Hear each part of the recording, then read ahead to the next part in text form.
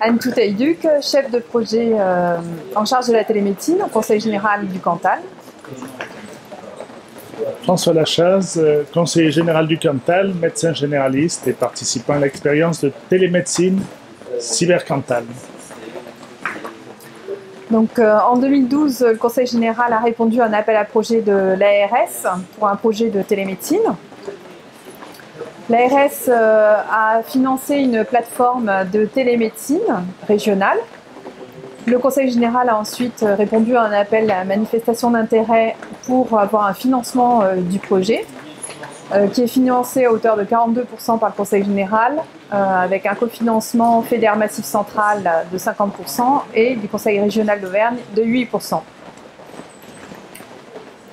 Le projet, donc l'expérimentation Cybercantal télémédecine est sur 2014-2015 et concerne 5 établissements pilotes, 2 EHPAD, 2 foyers d'accueil médicalisés et la clinique du souffle Arion-Esmontagne.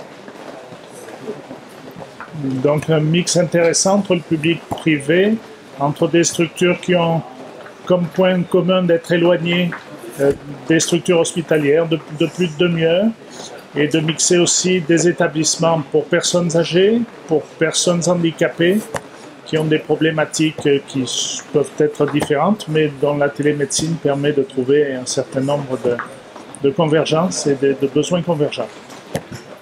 L'expérience donc a commencé depuis quelques mois et nous serons en mesure de pratiquer les premières téléconsultations dès le mois prochain avec le site du centre hospitalier d'Aurillac où une consultation de dermatologie, de télédermatologie est prête à fonctionner, à qui nous pourrons envoyer nos premières images et nos premiers patients, qui sont des patients ciblés comme étant atteints de pathologies lourdes, difficiles à déplacer et pouvant de ce fait bénéficier des consultations, des téléconsultations. Le Conseil général donc, a équipé les 5 structures d'un chariot de télémédecine avec une licence d'utilisation pour le chariot et ainsi qu'une ligne SDSL pour avoir une connexion sécurisée sur la plateforme régionale de télémédecine.